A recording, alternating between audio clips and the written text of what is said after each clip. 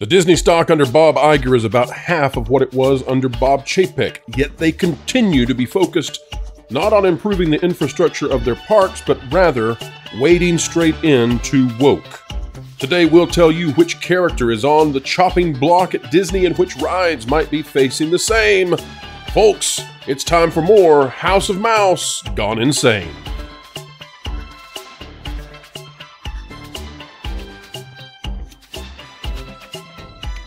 Hello folks, and welcome back to the Pro Channel. We are overjoyed to have you here with us, and we are happy to have a very interesting conversation today. And of course, it's going to be quite terrific because we have Lorena Creole rejoining us here on the channel. Lorena, how are you? I am doing well, and so glad to be here. Thank you for having me. Absolutely. And folks, if you don't know, Lorena Creole, of course, has a YouTube channel where she is telling the truth inside the theme parks. And for those of you who are sort of outside of this typical purview of news, I'll just say that there are quite a few YouTubers, vloggers, bloggers, etc. And those who spend their time in the parks, they're often shilling for the corporations that are allowing them to have special cupcakes and early access and all that. We have some friends who are not of that variety. Lorena, of course, is a truth teller. And that's important because when you go to theme parks, you would like to know exactly what's going on so you can get the best bang for your buck and have the best vacation possible. Make sure you go over and subscribe to Lorena Creole. It's really good information over there. Lorena, one of the things that's interesting to me, and let me move us to the side here. Folks, what we're looking at here is the Disney stock just prior to the market opening today. And so at the time of recording, this is accurate for us. And I want to show everybody this because we need to have some things in perspective before we dive into the topic of what Disney has done. And Disney has removed a character from inside their theme parks. And some are saying that it's because that character is deeply offensive. So we're going to see what might be more offensive. And I think, Lorena, that more offensive than characters and you know that have been around for 50 years, I think more offensive is what's going on with the Disney stock. And I think this is where the company should place much of its focus and interest. I just want to show people this. Stock currently at $97.31 per share. That was as of yesterday. And of course, if you're looking at the 5-year span, that is a 30% drop over 5 years. But that's nothing compared to when we look over here at the middle of the chart, back around 2020 through 2021, and even into 2022. Folks, these are the Bob Chapek years. This is when Bob Chapek was the CEO of the Walt Disney Company. And of course, we were told that Bob Iger had to come back because Bob Chapek was a horrible person and because we needed to move this company back into the leftward position where Bob Iger wanted to take it into the DEI, ESG, woke categories. And this is how things are going now, folks. And we're going right back down again.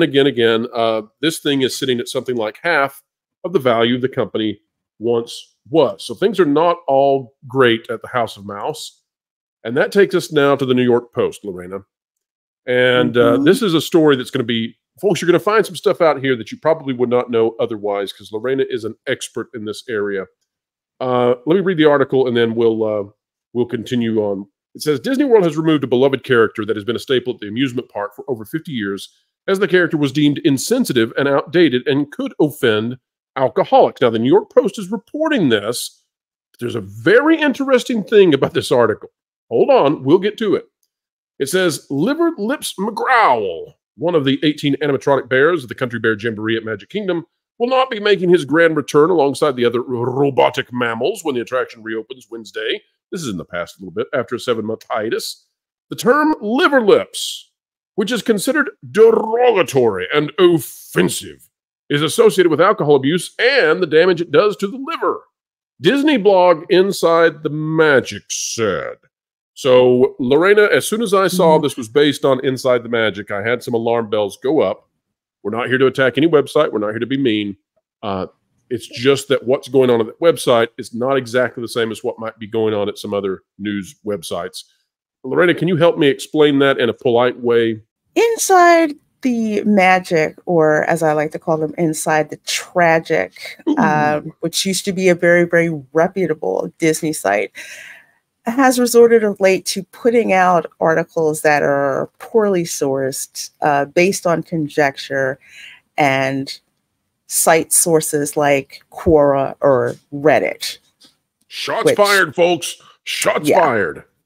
And usually for some kind of incitement. That is usually their MO.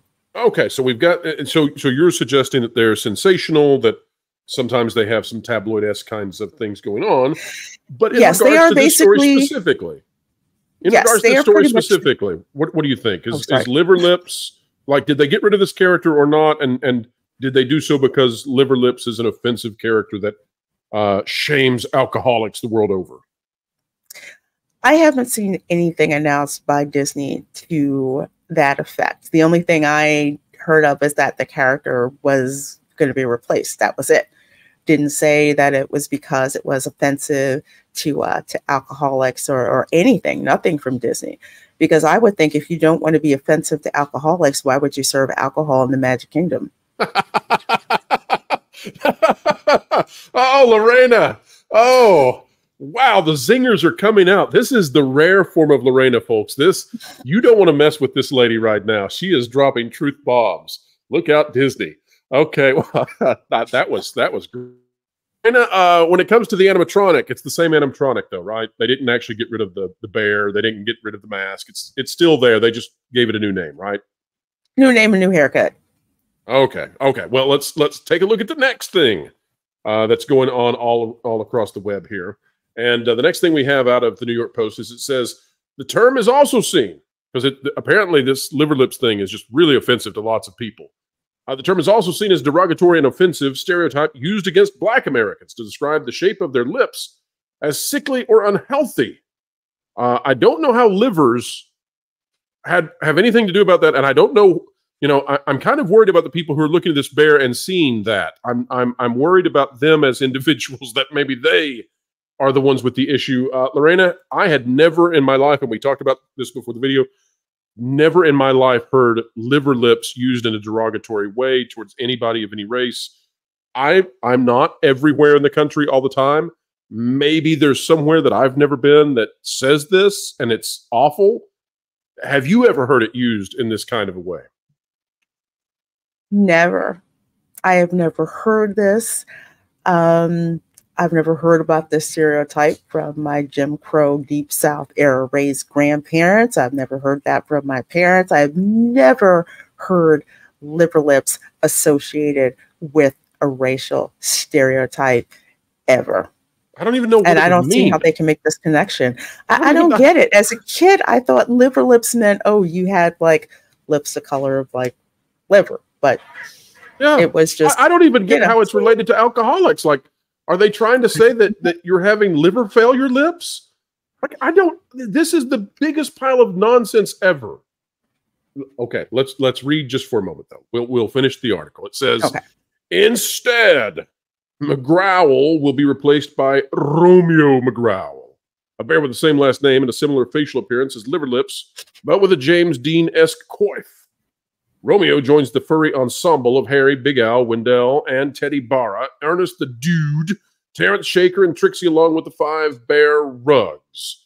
I'm more disappointed that poor Al is no longer singing Blood on the Saddle. I think that's the saddest part of all this. Bring back the saddle, right, Lorena? Yes, bring back the Blood on the Saddle song. Instead of blood, now he's doing Remember Me, which is, that's if you're going to do it, that's clever, but bring back the saddle. Bring back the saddle. Yeah. All right, Lorena, I have been paying close attention to the idea that Disney is still searching out attractions that they deem offensive. And so one of the things we've talked about is I had heard that they're going to be going after the Rio del Tiempo, the Tres Caballeros ride. And I'm continuing to hear that. There are other attractions. I'm not yet ready to go forth with the second attraction that's been given to me. I'm still waiting for a second source to come through and confirm this. So, Lorena, what other rides do you think might be under the eye or under the microscope of Disney as we go forward? I've heard some actual mentions that Tower of Terror could be facing some scrutiny for lack of diversity in that attraction. I've heard that, we've heard for a long time that Rock and Roller Coaster is due for a change. But what do you think's going on at Disney? Do you think that they're still going to continue this push to scrub attractions of offensiveness, or do you think they're tiring out of that now? No, I think that they're going to go full steam ahead with it. The attraction that I'm the most worried about, which has gone down for refurbishment, is Peter Pan's Flight. Oh, well, that one survived the last time, and I had actually heard that they might make the change tonight. I think I got out the first before anybody else about that they were going to leave it in because they were afraid of the backlash. That will be very interesting. They did change the name of the pirates, no, not the pirates, the Native Americans. They changed their official name to the Neverland Tribe. So we'll see if the Neverland Tribe survives another round of DEI. Yeah. But here's the problem, Lorena. The problem is, okay, so we looked at the Disney stock and it's down by half, right? Mm-hmm. So they're spending all this money to scrub these rides of offensiveness. And who knows if they did so with Country Bears Jamboree or not, But so they're doing this. They're scrubbing these rides.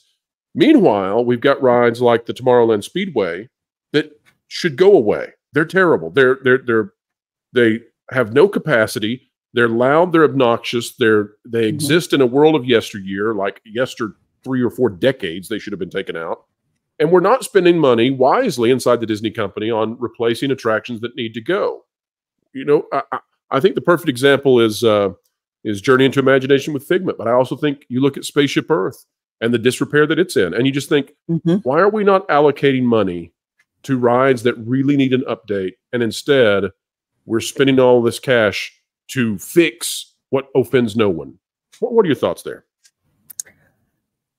My thoughts is they're just not interested in preserving the experience that truly makes the money. And I also think that Disney still believes that they're the only game in town. Well, they're about to learn a really hard lesson. They're about to learn a really hard lesson. Now, Lorena, you're going to be going to Epic Universe when it's in that opening phase. That's going to be early next year. So we are within just months now of that happening. Folks, if you're not yet subscribed, you should be, because that's going to be really great content following Lorena and everything going on with Epic Universe. I actually think now, Lorena, looking at the July crowds, which continue to be very low for Disney, I actually think now that Epic Universe has a real shot of overtaking at least the 3 alternative Disney parks, the non-castle parks, in its first year of operation. And I think in 2026, it's got a legit chance of outpacing attendance at Magic Kingdom, which would dethrone Disney. And Disney Disney stock. Here's an idea. You want to see how low the Disney stock can go, folks? You want to see how far that sucker can dive? Let Epic Universe take away your guess and sink Disney World, where they spend 1/3 of all the profits are coming in from Disney World into the Disney coffers. The entire company, 1/3 of all their profits comes from Disney World. Sink that and let Epic Universe take all of that market share, and we'll show you what can happen with the stock. So no good, no good. Lorena, tell us what you're looking forward to with Epic Universe before we let you go. What's the big thing that you think might be the, well, I don't want to say, I started to say the silver bullet, but I'm really nervous about saying anything like that right now for reasons that should be obvious to folks. So what is the thing that Disney should fear most when it comes to Epic Universe? Oh, just how much people are willingly willing to spend to have an experience that they feel is worth the value for the money, to be around IPs that have more of a worldwide appeal and a more current appeal. People are looking forward to reliving memories of their childhood of gaming, in Super Mario World, or Super Nintendo World, or getting to experience yet another chapter in the Harry Potter saga, getting to relive those moments from How to Train Your Dragon and be fascinated by, they're going to have a friggin' dragon in the stage show and dragons flying around over in that particular land. And I bet they don't burn those down. I bet they can manage not to burn them down like Disney. I think they're going to be. Lauren, let me throw this to you. This is kind of a sidebar, and fair enough. We don't often do these at the end of a video, but I had this thought when I was in Epcot the other day, and I was thinking about Epic Universe and the threat that it poses to Disney. And one of the things that was going through my mind is you know, Epic Universe, when it opens, it's got the Super Nintendo world. And all of those franchises are always going to be vibrant, and kids are always going to be participating in them. So there's not going to be a time when they're dated. And, you know, How to Train Your Dragon, they're relaunching a live action version of that. They'll probably reboot an animated version after that. So that's going to be always sort of an evergreen property. But as I was walking through Epcot, I looked over at the Guardians of the Galaxy Cosmic Rewind. And I had this realization. I thought, you know, this is really fascinating that ride is only maybe a year, 2 years old. And already it is based on a franchise that's in the past. Like, there are no more Guardians movies that are going to be made. Those characters are already old. And I started to think about all the rides that Disney has done now that are based on IP, and they've got to make them fresh, right? The problem is that if you base every one of your rides on time-locked IPs, and you don't have any more of these Pirates or Big Thunder Mountain Railroads or Space Mountains, it's all going to be based on the latest, greatest IP. Your attractions get really dated really fast. And then you have to update them over and over and over. And Epic Universe doesn't seem to me to have that problem. And that's something that I don't hear enough people talking about. Do you think I'm right or wrong, or do you see a twist to that argument at all?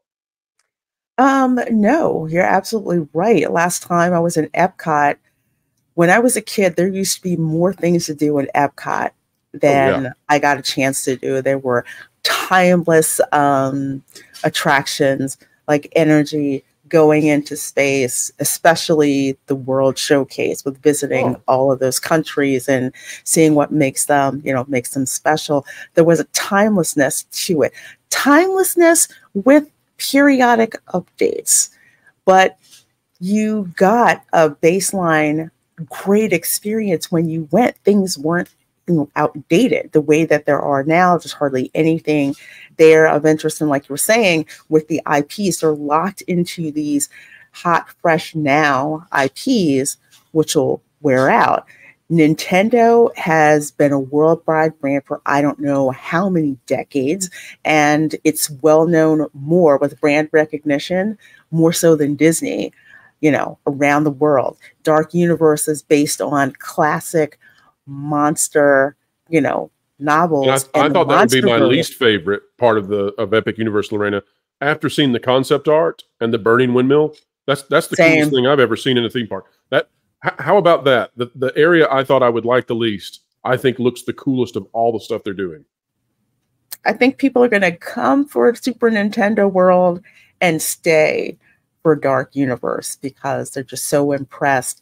Not only how well Dark Universe is being put together, but one of the things that you have to remember about pop culture, especially with modern horror, a lot of that is based on those old MonsterVerse types of stories. Yeah, and if you thought they were going to cut the budget on that part and be like, I don't know how much people can love this. No, it's a budget unleashed, and it's got some of the coolest things you've ever seen or dreamed of in a theme park. And to your point about Epcot, there's nothing to do in Epcot anymore. If there's not a festival, there's literally nothing to do. It is a giant, just walk on concrete slabs. Yeah, 98 degrees. So much fun. But I remember back in the 90s, for example, inside Innoventions, there was, let's see, in the 90s, there was a Sega exhibit, for example. I'm going through all the exhibits that have existed.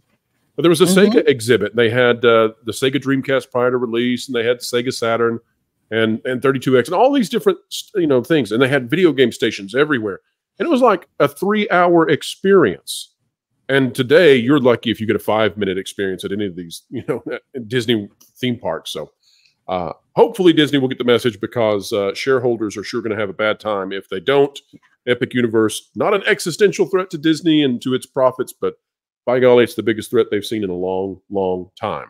But folks, if you want to find out what's going on in the theme parks, whether it's Disney parks or Universal, SeaWorld, Busch Gardens, you name it, Lorena Creole is there. Lorena, tell the folks out there what you've got coming up on your channel, which they can find, by the way, in the video description down below. Well, thank you. I'm off for a couple of days because I have family in town visiting. However, Sunday, 8 p.m. Eastern is the Welcome to Florida show. Check that out. Monday, Manic Monday, we're going to be at the Magic Kingdom. We are going to be experiencing the new Country Bears musical jamboree attraction. On thrilling Thursday, we're going to be over at Universal Orlando, checking that out. And of course, on Wednesday, 5 p.m. Eastern, is the Spice Lounge, where we mix it up with all the hot and spicy pop culture topics of the week. And a new show I'm going to be kicking off now. On Saturdays, we'll have Resort Recon Live, where I'm here live in studio, giving you guys theme park news and answering your theme park questions. Love it, and can't wait to see it all. Folks, make sure you get over there and subscribe to Lorena Creole. And folks, also, we ask you to click that like button, share, subscribe, click it, stick it to the algorithms, it's the notification bell. Drop a comment right on down below, and make sure that you do not have liver lips. Stay hydrated out there, folks. We think that might be the cause of all of this. Yes. All right, we're going to be celebrating 80K, 80,000 subscribers, folks. So come on our way today. If you're watching this video at the time of release, stop on by. We'll be doing that at 5 p.m. Eastern. We would love to have you here because you are the reason we get to do this. You are truly the gigawatts, and we appreciate getting to spend our time with you. It's an honor to be in your space wherever you are on this great, big, beautiful web. All right, folks, we'll see you real soon. Keep learning, keep growing, and keep having fun. You better hang on to your feathers, little bird. They need to put you in the show. What? Jose, what are you listening to? You don't even have ears. Vacation Radio 24/7. Original music on YouTube. Huh? Vacation Radio. WDW Bros Music Channel. I have no idea what you're saying. But if you want to be listening to music, you should head over to Vacation Radio 24/7 on YouTube, one of the 100 other channels WDW Pro's been working on. Oh, and I have a song for you, Jose. Jose Cowabunga. He is Jose Cowabunga. He's Jose. That one seems a little bit foreign to you.